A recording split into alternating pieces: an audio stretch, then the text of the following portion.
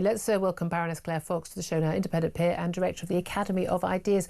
Very good afternoon to you.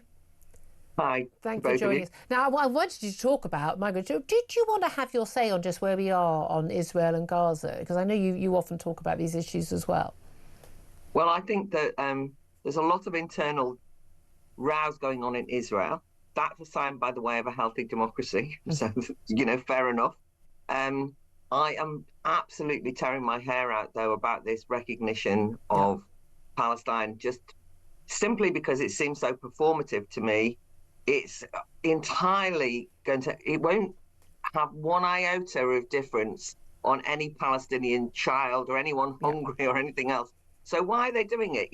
And it seems entirely self-serving for the UK. And well, for the UK Prime Minister. As you've just discussed very fully, it is absolutely giving in to the demands of Hamas. And there is no such thing as recognising this state. There is no state of Palestine in a straightforward way. And self-determination of the Palestinian people should be determined by the Palestinian people, not international recognition for their own domestic audiences. Yeah, very, very good point. You used the word performative there, and I suppose that's the best description as well of this new one-in, one-out migrant policy as well that was announced during the French summit with Emmanuel Macron a few weeks ago. Apparently, as of today, it comes into legal force, and then we're going to see it by the end of this week. So we've got 800 migrants who come over on boats roughly most weeks on average. We've got a 50% rise this year on what we had arriving by this time last year. So things aren't going so well on the smashing the gangs front. So you've got on average 800 migrants arriving on those boats once a week. 50 of those are going to be detained, we're told, as part of this pilot scheme. I don't know which 50 they choose. And so 50 are detained, and then they're going to be deported back to France. Now, we don't know how long that will take. The human rights lawyers are going to be all over this, as we know. And in return for those 50, we're going to get another 50 people from France who are already asylum seekers, who apparently have been vetted, who have some link to this country. They've got a second cousin in Leicester, and they're going to be able to come to this country and no doubt then bring all of their extended family too, as often being the case. Seems to me we're going to end up with more people, and I'm not quite sure how we've got a deterrent here. What do you make of the scheme?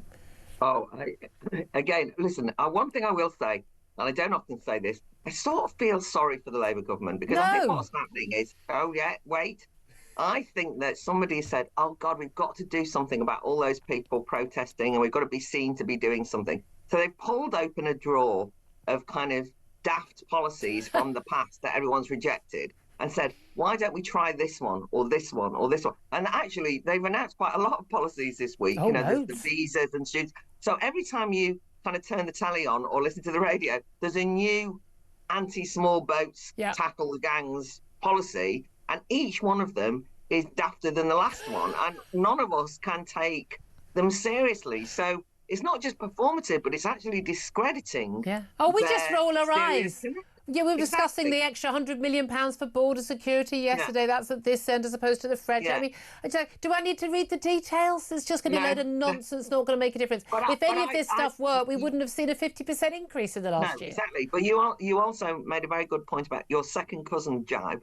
Actually, one of the things that's a real problem in relation to what then passes as a legitimate asylum seeker is it seems to me that, first of all, it's very unclear when they say they're going to, for example, get rid of the backlog and they're going to zoom through it quicker, whether that means they're tick-boxing people through. We know that the definitions of asylum seeker and refugee are outdated and don't fit the present model anyway, don't fit the present world. So you just can think, well, you can have got rid of the waiting list can go down because you've just said yes to everyone. We also have this ridiculous family reunification policy. Now, we all know that when it was designed originally, you can imagine a situation where if you were Jewish and fleeing Nazi persecution or fleeing from the Stalinist regimes, that, you might turn up and think, well, could I bring my wife or children and so on. Now we know that this is one of the most abused parts of the present asylum system. And as a consequence, what we're now saying is that all these people in France who say, I've got a second cousin, so wherever, right, can come over.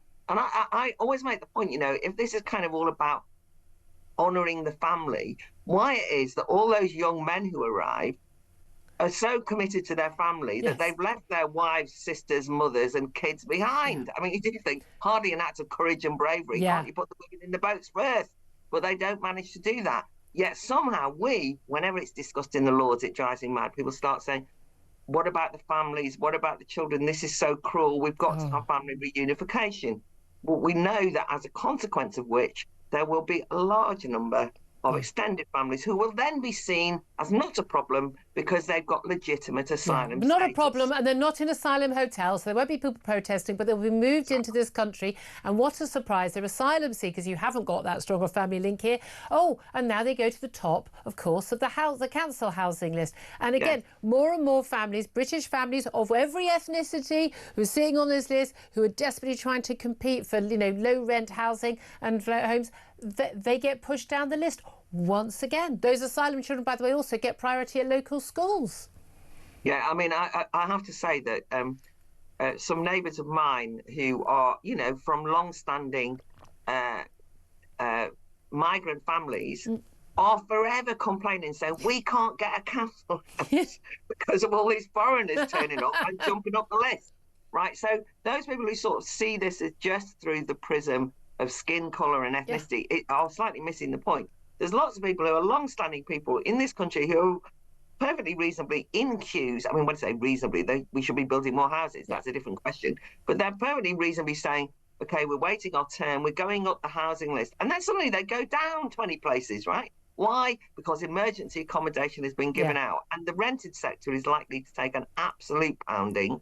And it's we know these houses of multiple occupation are going to be brought into play. And it's all the hotels. Exactly. And they think that we won't notice. And the key thing there is, of course, that hotel bill is really, really obvious, isn't it? And not so obvious when you're paying these long-term contracts, the like of Serco, who are then renting accommodation, but paying, the deposit, refurbishment, new cookers, everything on a 5-year lease. I mean, loads of families would love to get a 5-year lease. They can't get more than 6 months to a year. They'd love a 5-year lease, but they're also paying massively over the odds using our money. So people are struggling to pay higher rents because the competition goes up for fewer properties still available out of their taxed income, and those taxes are going to pay the extra super duper rent for these asylum seekers. And the thing is, it's on such a big scale now. People are noticing. What do you make of these demonstrations and these protests? Some have turned ugly, largely it seems actually, because of the arrival of the so-called anti-fascist, anti-racist mob with their balaclavas, bust in with their professional socialist worker placards. But ordinary men, women and children in local areas, whether it's in Barbican or Canary Wharf in London, whether it's the Bell and Epping, whether it's in Bournemouth or Norwich or anywhere else in the country, just saying, no, we don't want these people here. And particularly a lot of these protests have started after a rise in crime in local areas, but also very serious accusations levelled at some men who've been arrived in these boats, accused of, some charges even being brought of raping a 12-year-old girl. Now, people are innocent until proven guilty, but people have a right to express concern, don't they? Absolutely. There was an interesting article, I think, in the Critic magazine the other day by one of the journalists who's been covering these demonstrations, and he made the point that for many people, we think of the Southport riots as the kind of starting point of this, but he made the point there was a very different atmosphere. There was a lot of people who were breaking the law in relation to the Southport riots, whereas these people who are protesting today want a change in law. In many ways, the mood is one of, it's not quite just all the ladies dressed in pink that we saw. But it was a nice touch. It was sending a message, wasn't it? Non-threatening, just hokey, singing "We'll Meet Again," all this sort of stuff. It was actually rather well done. But it's not all been like that. But I think there is a genuine feeling that people cannot wait for Parliament to act, and they're right to think that. They want to express how they feel, and they're going about it in the way that in a democracy you do, which is you have demonstrations, you make your feelings heard, and that's what they've done.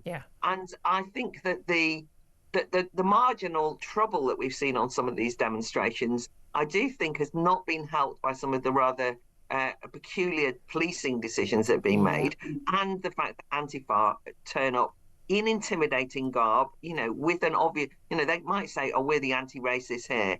I think Tom's magazine Spike did a really good article on how there were people from all different immigrant backgrounds who are legal migrants who are going on the demos. Yeah, who, funnily enough, all cared about their daughters. I mean, and it is a key issue. Exactly. Do you think that's why the racism thing is so bad, just to say, because I just think saying that we're the anti-racists and we're opposed to you implies that everyone on the demos are racist, and they aren't. Yeah, and people have actually got, there's one banner I saw, people saying, we're not far right, but we're not far wrong, which I thought was absolutely brilliant. Do you feel that we are hitting a tipping point? A lot of people, Nigel Farage got in trouble for saying he thought we were, and lots of people, a lot of our callers, a lot of my colleagues who talk just feel there's just a slight sort of change in the air and a feeling that people are going, seriously, OK, we gave the Labour lot a year. We didn't trust them in the first place on this. They're not going to deal with this. They're trying to have one over on us. They think we're idiots. They've contempt for us. They think we're just racist bigots for raising concerns about this. They're talking about or giving a bit more information now, Keir Starmer and Vivek Cooper, after Nigel Farage pressed them, about giving more information about, immigration status, ethnicity and the like. But fundamentally, we've got, a government, a civil service, a police and councils and everyone else who don't think this is a problem when the rest of us do. I think there's so many aspects of why people are tearing their hair out. And partly it is that they feel that they're being gaslit by the government, who don't, who kind of look you in the eye and don't take seriously what you're saying, don't understand. Nothing to see here. I've got no instinctive feeling for why it is that people are going, I can't stand this, I can't stand the fare dodging. I can't. Oh, don't. No, but we can't go with the fact that the police are going to be more likely to policing your tweets than policing when you have a theft or something serious happen. All of these things. So there's one thing after another, and each and every time people do not feel that their concerns are being taken seriously. In fact, the opposite. One of the things that is most distressing at the moment is the way the government have identified that the problem people are like the protesters or those who complain. So the online safety bill, now an act, ends up taking down perfectly legitimate but difficult political conversations. We find out about a secret spying unit coming out of Whitehall that instead of identifying would-be jihadists and terrorists are now turning their eye to people who are on protests outside asylum hotels, etc., etc. So each and every time, the people they seem most scared about, and even this discussion about what information you can have and what you can't have, the police withholding information, all of this is about saying that the biggest problem facing this country is this sort of unruly mob of types of plebs who are feeling disgruntled. Your very point about that atmosphere, a rather febrile atmosphere, I mean, it does feel as though people have had enough, that is seen as the problem, and how you can manage and control that, including shaping narratives in a way that's actually openly deploying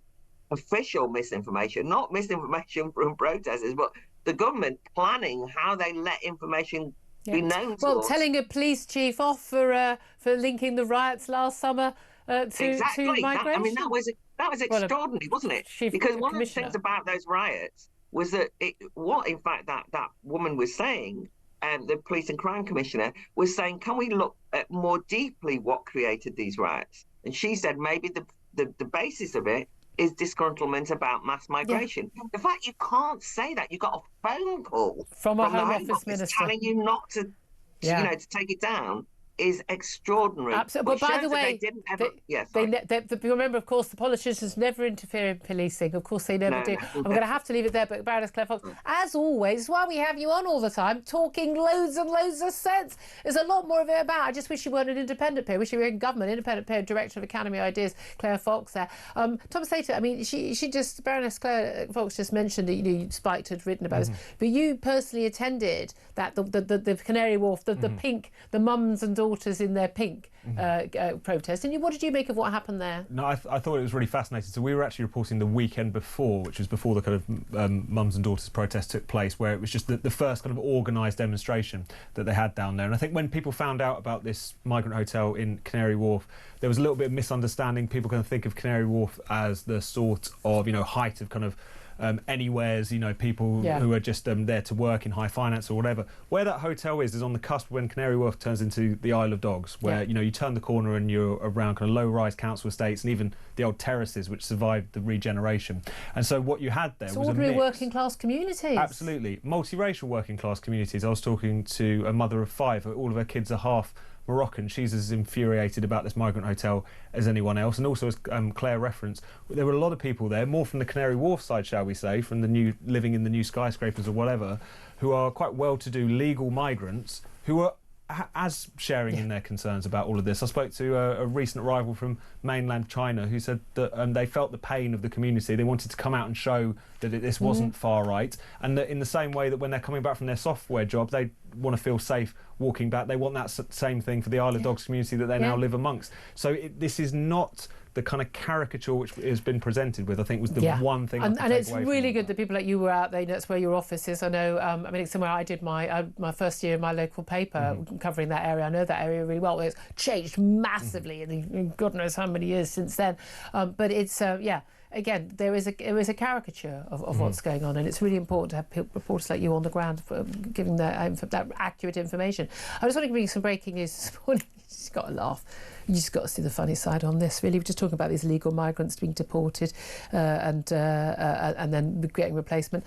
Just going to laugh. Rwanda is going to take 250 illegal migrants deported from the United States.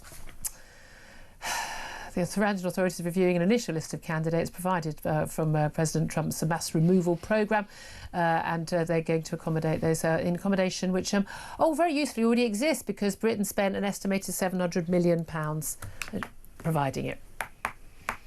Love to hear your thoughts on that one. Can you keep it clean enough for me to put it on air? Just sputter, just beep yourself out.